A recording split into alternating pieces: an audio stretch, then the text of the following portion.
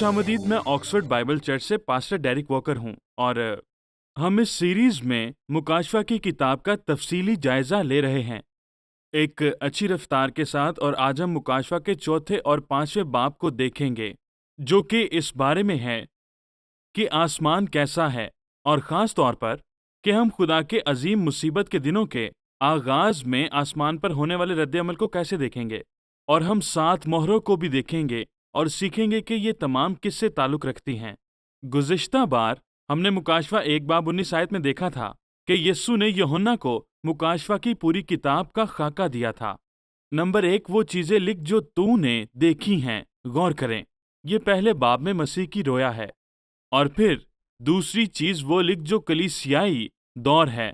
अजीज़ों, इस पर गौर करें, जिसे दूसरे और तीसरे बाब में 7 कलीसियाओं को लिखे गए खतूत में बयान किया गया है, जहाँ कलीसिया का इजहार ज़मीन पर, गौर से सुने, उसकी खिदमत के चरागदान के तौर पर किया जाता है, जिनमें यीशु मसीह खड़ा है।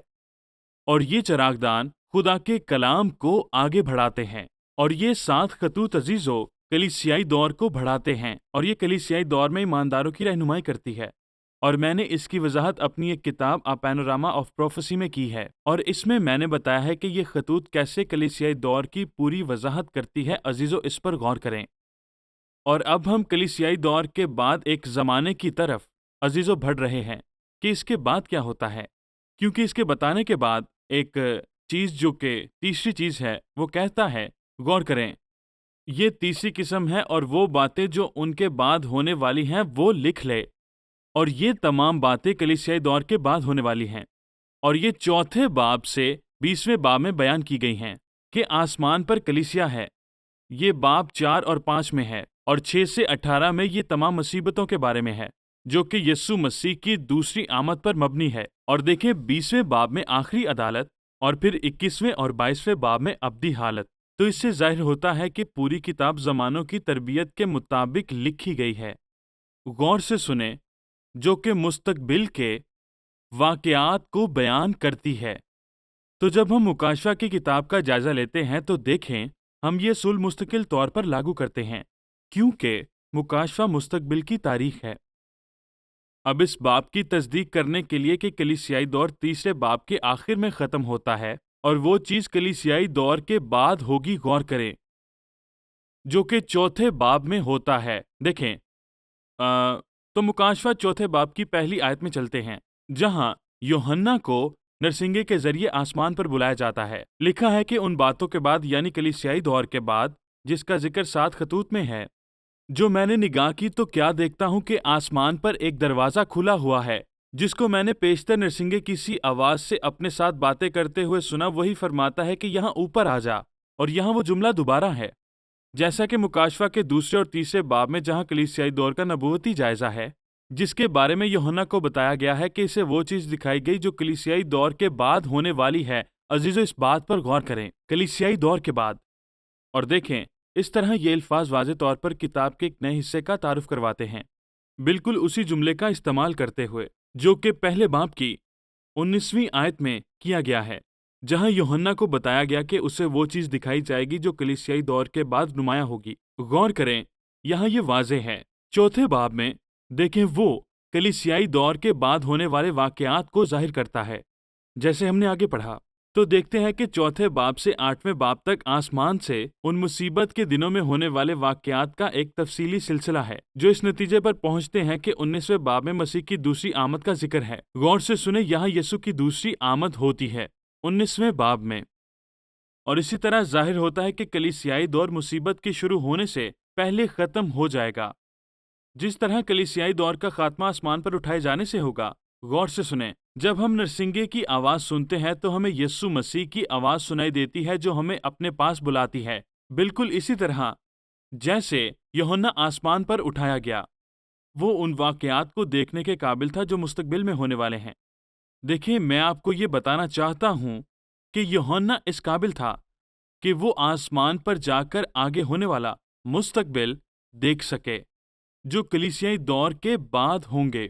और उसने शख्सी तौर पर अपने ऊपर मुसीबत के वाक़यात का मुशाहिदा किया था।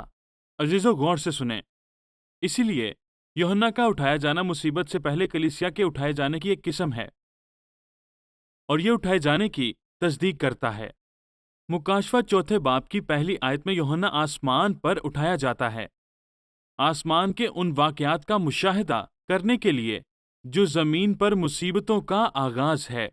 ये मुकाशवा चौथे और पांचवें बाब में है, जो कि ज़बरदस्त अबवाब हैं। देखें, मुसीबतों के शुरू होने से ऐन पहले वो आसमान पर उठाया जाता है। तो आए खुदा के तख्त के सामने चलते हैं। चौथे बाब में लिखा है, फौरन मैं रूह में आ गया और क्या देखता हूँ कि आसमान पर एक तख्त रखा है और उस तख्त पर कोई बैठा है, और जो उस पर बैठा है वो संगे यशब और अकीक सा मालूम होता है, और उस तख्त के गिर्द मुर्द की सी एक धनक मालूम होती है। यहाँ 3 पत्थरों का जिक्र है जो तसलीस के 3 अकनूम की नुमाइंदगी करती है। गौर करें, तख्त पर एक खुदा है और फिर चमकती हुई रोशनी को देखा जाता है। एक यशब है जो कि हीरे की तरह साफ है, देखें, जो कि बाप है, और दूसरा खून की तरह सुर्ख पत्थर है जो कि अकीक है, और ये बेटा है। जानते हैं कि अगर खुदा की पाकीज़गी की रोशनी उसके बेटे के खून के वसीले से हम तक ना पहुंचाई गई होती, तो फिर ये अदालत का तख्त होगा, ना कि फजल का तख्त। और देखिए, तख्त से बाहर निकलती हुई जमुर्द की तरह कसीर रंग की धनक है जो कि सब्ज है, जो जिंदगी का रंग है, और ये खुदा की कसीर जहती फजल की नुमाइंदगी करता है जो कि रूहुल कुद्स में है, जो तख्त पर सलीब से बाप और बेटे से जारी हो रहा है। ये बाप की तरफ से बेटे के वसीले बहता है। फिर यूहन्ना चौथी आयत में कलीसिया को देखता है जो आसमान पर उठाई गई, और यहाँ कलीसिया की नुमाइंदगी जो 20वें बाब में बुजुर्ग करते हैं जो तख्त पर बैठे हुए थे। अजीजों, गौर से सुने, लिखा है, और उस तख्त के गिर्द 24 तख्त हैं और उन तख्तों पर 24 बुजुर्ग सफेद पोशाक पहने हुए बैठे हैं और उनके सर पर सोने के ताज हैं। और फिर यूहन्ना ने तख्त के सामने 7 चरागदान देखे जो कि रूह की नुमाइंदगी करते हैं, और 4 जानदार देखे जो कि तख्त के मुहाफिज थे, जैसा कि खुदा जमीन पर करने को था, जैसा कि 5वीं आयत में लिखा है, और उस तख्त में से बिजलियां और आवाजें और गरजें पैदा होती हैं। जमीन पर इसके इख्तियार और दुनिया की अदालत करने के हक की बाब 4 में इस बुनियाद पर तस्दीक की गई है कि वो खालिक है और जमीन पर हर चीज का मालिक है। और ये 10वीं आयत में लिखा है, अजीजों गौर करें, तो वो 24 बुजुर्ग उसके सामने जो तख्त पर बैठा है गिर पड़े और उसको सजदा करेंगे, जो अब्दुल अबाद जिंदा रहेगा और अपने ताज उसके तख्त के सामने डाल देंगे कि ए हमारे खुदावंद और खुदा, तू ही तमजीद और इज्जत और कुदरत के लायक है, क्योंकि तू ही ने सब चीजें पैदा की हैं और तेरी ही मर्जी से पैदा हुई हैं।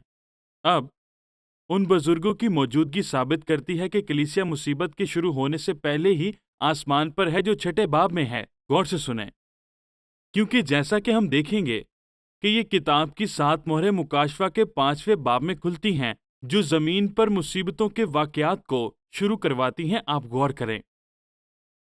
अब हम क्यों कहते हैं कि ये बुजुर्ग आसमान पर कलीसिया की नुमाइंदगी करते हैं? गौर करें, क्योंकि बुजुर्ग एक इस्तिलाह है जो पुख्ता इख्तियार वाले आदमी को बयान करती है। बुजुर्गों को फरिश्ता के तौर पर बयान करने की कोई बाइबल में अजीजों दलील हरगिज नहीं है। फरिश्ते कभी बुजुर्ग नहीं कहलाते, बल्कि आदमी। फरिश्ते खादिम हैं, यस्सु के साथ हुकूमत करेंगे और फरिश्तों की अदालत करेंगे। तो ये बुजुर्ग आदमी ही होने चाहिए। बुजुर्गी कलीसियाई इस्तिलाह कलीसिया की नुमाइंदगी है। एक मकामी कलीसिया के बुजुर्ग पूरी कलीसिया की नुमाइंदगी करते हैं।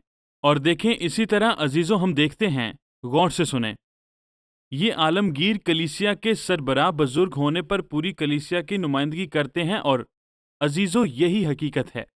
और इनका कलीसिया में बुजुर्ग कहलाना लोगों को एक बड़े गिरोह की नुमाइंदगी करता है, उनकी रूहानी पुख्तगी की वजह से।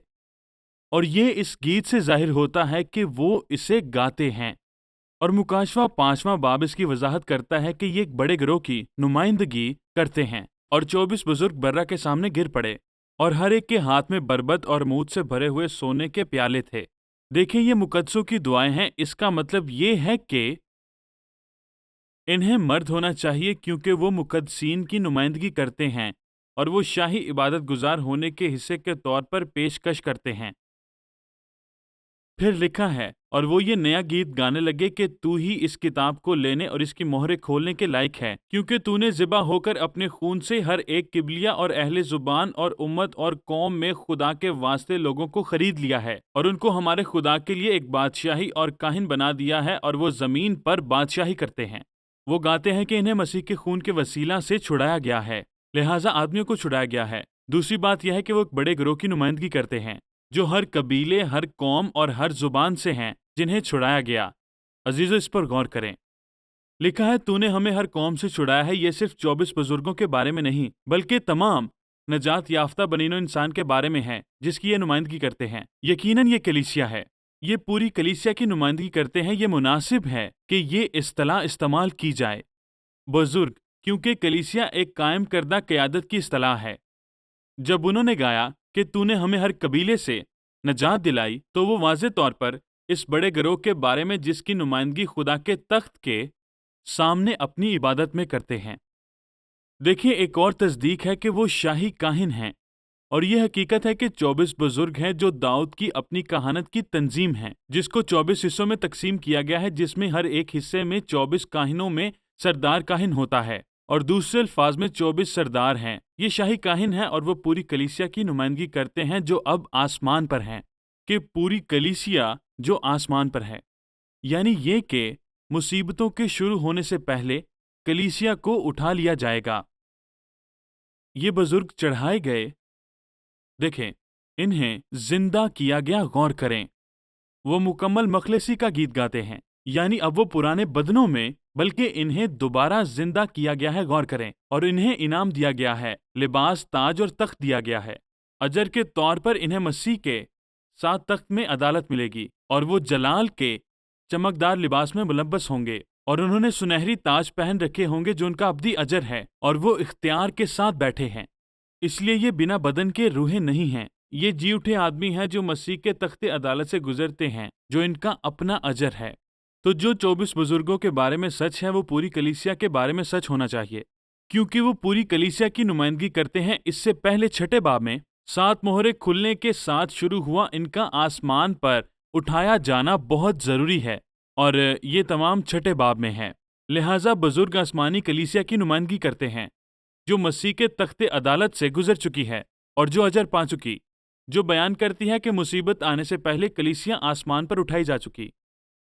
اب ہم مکاشفہ 5 کی طرف بڑھتے ہیں، جس میں مصیبت کی نوعیت کو سمجھنے کی کلید موجود ہے۔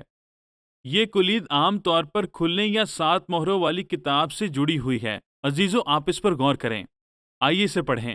اور جو تخت پر بیٹھا تھا، میں نے اس کے داہنے ہاتھ میں ایک کتاب دیکھی جو اندر اور باہر سے لکھی ہوئی تھی، اور اسے 7 مہریں لگا کر بند کیا گیا تھا۔ پھر میں نے ایک زوراور فرشتہ کو بلند آواز سے یہ منادی کرتے دیکھا کہ کون ہے جو اس کتاب کو کھولنے اور اس کی مہریں توڑنے کے لائق ہے؟ اور کوئی شخص آسمان پر یا زمین کے نیچے اس کتاب کو کھولنے یا اس پر نظر کرنے کے لائق نہ نکلا۔ اور میں اس کتاب پر زار زار رونے لگا کہ کوئی اس کتاب کو کھولنے یا اس پر نظر کرنے کے لائق نہ نکلا۔ تب ان بزرگوں میں سے ایک نے مجھ سے کہا کہ مت رو، دیکھ، یہودا کے قبیلہ کا وہ ببر جو داؤد کی اصل ہے، اس کتاب اور اس کی 7 مہروں کو کھولنے کے لیے غالب آیا۔ ہر چیز اس حقیقت کی طرف اشارہ کرتی ہے کہ یہ تومار بہت ضروری ہے۔ غور کریں، یہ بہت اہم ڈرامائی لمحہ ہے۔ اور دیکھیں، یہ تومار زمین کا ٹائٹل ڈیڈ ہونا چاہیے۔ ان آیات کی ڈرامائی نوعیت یہ بتاتی ہے کہ یہ کتاب بہت ہی اہمیت کی حامل ہے، اور اگر اس کتاب کو کوئی کھولنے کے لائق نہ ملا تو اس کے نتائج افسوسناک ہوں گے۔ لیکن ایک ہی شخص ہے جو اسے کھولنے کا اہل ہے، اور صرف وہی ایک ہے۔ اس کی اہلیت اس پر مبنی ہے کہ وہ کون ہے اور اس نے کیا کیا کیا ہے۔ عزیزو، غور کریں، وہ کون ہے؟ وہ یہودا کا ببر اور داؤد کی نسل میں سے ہے۔ دوسرے لفظوں میں، یہودا کے قبیلے اور داؤد کے شاہی گھرانے میں پیدا ہونے والا ایک آدمی جو اس عہد کے وسیلہ سے زمین پر راست باز بادشاہ ہے، اور وہ داؤد کی نسل کا منبع بھی ہے، یعنی وہ خدا ہے، وہ مسیح ہے، یعنی وہ خدا اور مسیح ہے۔ اور اسی طرح بادشاہ کے طور پر وہ اس کتاب کو کھولنے کی اہلیت رکھتا ہے کہ وہ اس کتاب کو کھول سکے۔ اس لیے یہ کتاب ایسی دستاویز ہونی چاہیے جو زمین پر قبضہ کرنے اور حکومت کرنے اور اس کے قانونی حق کو ثابت کرتی ہے۔ اگر کوئی اسے کھولنے کے لیے نہ ملا تو کسی کے پاس قانونی بنیاد نہ ہوگی کہ وہ زمین کو دوبارہ اپنے قبضے میں لے لے اور زمین کو بحال کر دے اور اس کے لوگوں کو برائیوں سے بچا سکے، اور یہ یقیناً ایک بڑے دکھ کا سبب ہوگا۔ اور دوسری وجہ یہ ہے کہ اس نے کچھ کیا ہے، وہ اس قابل ہے کہ کچھ کر سکے، اور اس نے کچھ کیا ہے جو اسے منفرد طور پر کتاب کھولنے کے لائق بناتا ہے، اور اسے صرف اس طرح کہا جاتا ہے کہ وہ غالب آیا ہے۔ اس نے اختیار حاصل کیا ہے۔ اگلی آیت پر غور کریں۔ اور میں نے اس تخت اور 4 جانداروں کے اور ان بزرگوں کے بیچ میں گویا ذبح کیا ہوا ایک برہ کھڑا دیکھا۔ دیکھیں، وہ برہ ذبح کیا گیا ہے، لیکن وہ برہ جی اٹھے گا، وہ برہ دوبارہ جی اٹھے گا۔ اس کے 7 سینگ اور 7 آنکھیں تھی۔ یہ خدا کی 7 روحیں ہیں جو تمام روحیں زمین پر بھیجی گئی ہیں۔ اس نے آ کر تخت پر بیٹھے ہوئے کے داہنے ہاتھ سے اس کتاب کو لے لیا، اور جب اس نے مڑ کر اس برہ کی طرف دیکھا جو بادشاہ ہے، تو اس نے برہ کو دیکھا جو قربان کیا گیا تھا، لیکن اب وہ سارے اختیار کے ساتھ دوبارہ جی اٹھا ہے۔ 7 سینگ تمام طاقت جو خدا کے 7 گنا روح کا اظہار ہے، اور اس کا تخت پر آنا اور کتاب کو اٹھانا اس بات کی علامت ہے کہ وہ اپنا اختیار لینے والا ہے اور زمین پر اپنا اختیار ظاہر کرنے والا ہے۔ اور اس کے جواب میں آسمان اس کی تعریف میں پھوٹ پڑا۔ پھر لکھا ہے، جب اس نے کتاب لے لی تو وہ 4 جاندار اور 24 بزرگ اس برہ کے سامنے گر پڑے، اور ہر ایک کے ہاتھ میں بربط اور عود سے بھرے ہوئے سونے کے پیالے تھے۔ یہ مقدسوں کی دعائیں ہیں۔ دیکھیں برہ کیا کرنے والا ہے، مقدسوں کی دعاؤں کے جواب میں کہ اس کی بادشاہی زمین پر آئے گی۔ اور پھر دیکھیں 9ویں آیت میں لکھا ہے، اور وہ یہ نیا گیت گانے لگے کہ تو ہی کتاب کو کھولنے اور اس کی مہریں کھولنے کے لائق ہے، کیونکہ تو نے ذبح ہو کر اپنے خون سے ہر ایک قبیلہ، اہل زبان اور امت اور قوم سے خدا کے واسطے لوگوں کو خرید لیا، اور ان کو ہمارے خدا کے لیے بادشاہی اور کاہن بنا دیا، اور وہ زمین پر بادشاہی کرتے ہیں۔ دیکھیں یہ بادشاہی کا حصہ ہے۔ یہ سب کچھ اس کی طاقت اور اس کے اختیار کے بارے میں جو زمین پر اختیار اور غلبہ حاصل کرنے کے لائق ہے، کیونکہ اس نے ہمارے لیے اپنا خون بہایا اور ہمارے لیے گناہ پر غالب آیا، اور ہمارے لیے اس نے موت اور شیطان پر قابو پایا ہے، اور یہ خدا کے برہ کے طور پر اس کے کام کی وجہ سے ہے، برائیوں پر قابو پا کر حکمرانی کرنے کے لائق ہے۔ یہ ببر کتاب کھولنے اور زمین پر حکمرانی کرنے کے لائق ہے، کیونکہ وہ ایک برہ ہے جسے مارا گیا اور اس نے اپنے خون سے زمین کو خرید لیا سمیت لوگوں کے۔ وہ غالب آیا کیونکہ زمین اور اس کے باشندے ابلیس کے زیر اثر آ گئے تھے، لیکن اس نے ان کو چھڑانے اور دشمن کے ہاتھ سے واپس لینے کی قیمت ادا کی ہے۔ اپنی موت اور جی اٹھنے کے وسیلے سے وہ غالب آیا ہے، اور اب اپنے قیمتی خون کے وسیلے سے زمین پر بسنے والے تمام لوگوں کو چھڑا کر ببر کی طرح حکومت کرنے کے لائق بنایا ہے، اور اب وہ اس لائق ہے کہ وہ حکومت کریں، اور صرف وہی داؤد کے تخت پر برہ کی طرح بیٹھنے اور زمین پر حکومت کرنے کا حق رکھتا ہے۔ اس کے چھڑائے گئے لوگ اس کے ساتھ حکومت کریں گے۔ غور کریں، یہ سب کچھ تسلط اور اختیار کے بارے میں ہے کہ مسیح زمین پر حکمرانی کرنے والا ہے۔ خداوند کا دن اسی سے متعلق ہے کہ اب مسیح عدالت کرنا اور زمین کو اپنے قبضے میں لینا شروع کرتا ہے۔ 9ویں آیت میں مرقوم تمجید بیان کرتی ہے کہ وہ نجات دہندہ ہے اور کتاب کو کھولنے اور زمین پر حکومت کرنے کے لائق ہے، اور 12ویں آیت اس کی تصدیق کرتی ہے۔ برہ ہی قدرت، دولت اور حکمت اور طاقت اور عزت اور تمجید کے لائق ہے۔ غور کریں، اور تمام مخلوق اس میں شامل ہوتی ہے کہ جو تخت پر بیٹھا ہے اسی برہ کی حمد اور عزت اور تمجید اور سلطنت عبدالآباد ہے۔ تو اس کے کتاب کے کھولنے کا تعلق اس کے زمین اور آسمان پر اس کے قبضہ کرنے اور حکومت کرنے کا قانونی اعلان ہے، اور سارا آسمان اس کے ایسا کرنے کے لائق ہونے کا اعلان کرتا ہے۔ غور کریں، یہ مکاشفہ کی کتاب میں باقی ہر چیز کی بنیاد ہے، اور مصیبت کی تمام کارروائیوں کی بنیاد یہیں سے شروع ہوتی ہے، کیونکہ یہیں سے مسیح زمین پر قبضہ کرنے کے اپنے اختیار کا اطلاق کرنے پر زور دیتا ہے۔ پرانے عہد نامہ میں فدیہ کا قانون ہمیں یہ سمجھانے میں مدد کرتا ہے کہ یہاں پر کیا ہو رہا ہے۔ یہ اس پر اضافی روشنی ڈالتا ہے کہ یہاں پر کیا ہو رہا ہے، اور اس لیے آئے فدیہ کے یہودی قانون سے اس کا کچھ پس منظر دیکھیں۔ یہاں پر ہر ایک خاندان کے پاس ایک وعدہ شدہ زمین کا ایک حصہ موجود تھا، اور اگر وہ قرض میں ڈوب جائیں تو اسے بیچنا پڑ سکتا تھا۔